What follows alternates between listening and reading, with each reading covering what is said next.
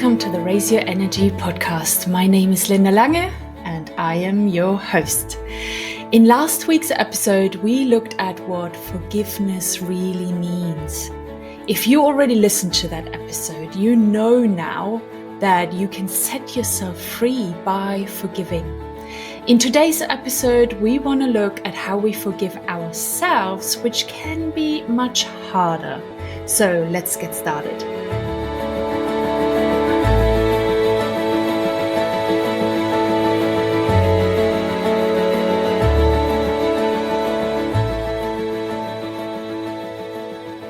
As we talked already in last week's episode, what forgiveness actually means and how important it is for our health and our well-being and our happiness, I'm not going to go into this again.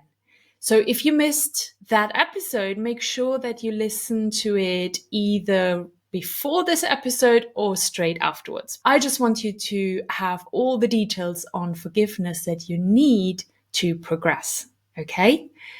When it comes to forgiving ourselves, we can be quite hard on ourselves, right? We are so much more critical of ourselves than we are of others. That's why I made a list of great ways on how you can bring about forgiveness for yourself. And if you're struggling with this topic, please try them out, all of them, okay? It is so important for you to let go of those emotions that make you feel stuck in a position where you just cannot let go and forgive yourself. So let's talk for a minute about these emotions. When it is about forgiving somebody else, the emotions can be anger, frustration, sadness, upset, disappointment, and many, many more, all depending on the situation, right? When we are in a situation where we are struggling forgiving ourselves, the dominant emotions that we feel are guilt and shame. When we make a mistake, consciously or unconsciously, and we hurt someone, we realize that we made a mistake and we feel guilty. Feeling guilty at this moment is actually helpful as it makes us realize that we are in misalignment with our values and who we want to be. So feeling guilty means we are already in the realization that we either did something wrong or something happened and we had some influence on it. But if we keep feeling guilty, we're not helping ourselves by learning from the mistake and moving on. And what can happen is that we move into the feelings of shame. And where guilt has a purpose for us to make us aware that we've made a mistake, shame doesn't have a purpose. Sadly, this can happen if we keep reliving the memory of that event, of that mistake, and keep judging ourselves for our wrongdoing or the lack of doing. So choosing not to forgive yourself is really choosing a life full of guilt or potentially even shame. And thankfully, we're covering now how we're getting ourselves out of these emotions and begin to forgive ourselves. Whatever it is that you cannot forgive yourself for, please know that it is always time to forgive yourself and to move on. You might think approaching life through the worst thing that you've done buys you some extra points, makes up for it somehow, but it doesn't. That's not how the universe works. Rather, try out some or all of the following steps that we're going to go through now to help you overcome yourself. Okay? Great. So let's get started. The first way is to disconnect the mistake from your identity. This powerful way will help you to forgive yourself by you disconnecting yourself and your identity from the mistake that happened. Because it was us who made that mistake and not someone else, we associate ourselves more with the mistake. We can even begin to believe that that's who we are, that this is a part of our personality. And I want you to remember and reason with yourself that it was just a mistake. If you saw no wrongdoing in what you did, we would be having another kind of discussion here. But then you would probably not even listen to this episode. Because you feel already regret or guilt means that this mistake is not who you are. Do you see that? So you want to put some distance between your personality and that mistake. Watch your language as well when you might talk about it, either to somebody else or just in your head. How do you speak to yourself? How do you talk about that mistake in relation to yourself? Make sure you're not making declarative statements like, I am this person, based on the mistake that you made. You are not. So disconnect yourself from that mistake and that event and not make it your identity. Okay? Great. Let's move on to the next one. The next way is to own our mistakes because it's part of our evolution.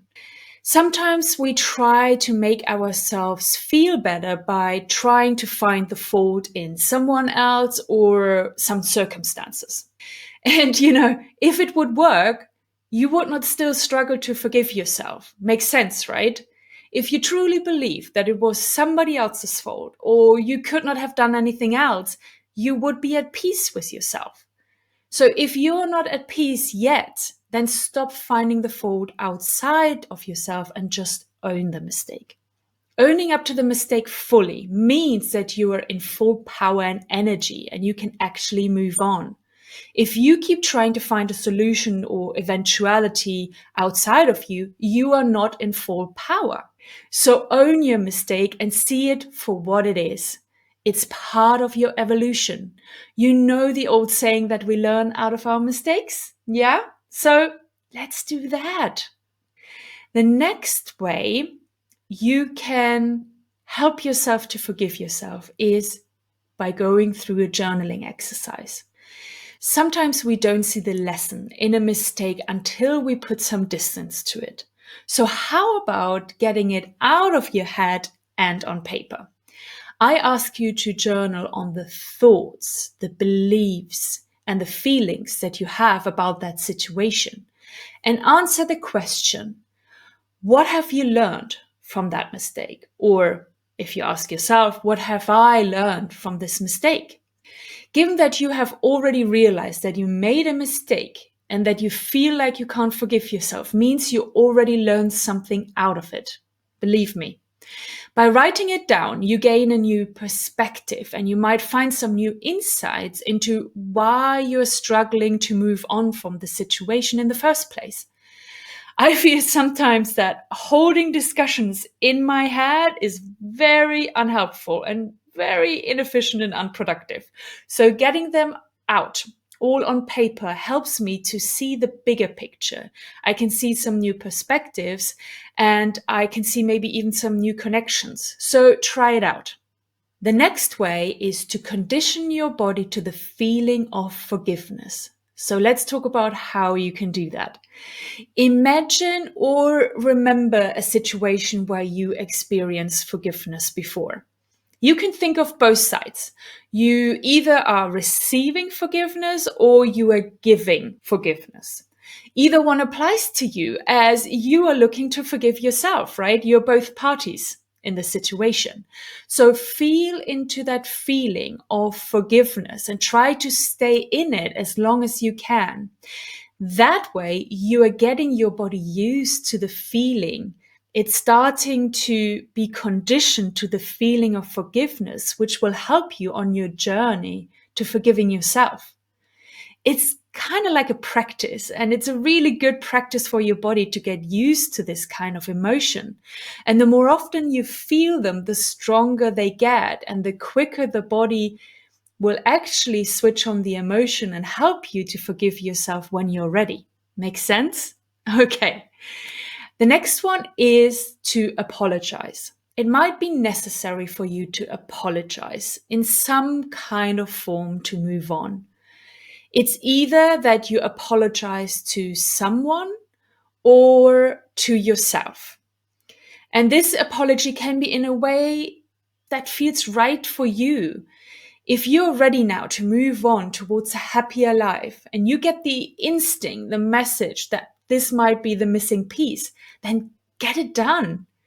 You either apologize to the person that needs to hear it, and then you can move on. And you don't need their forgiveness because all you're looking for is forgiving yourself. Or if it is just with yourself, how about you write an apology letter to yourself?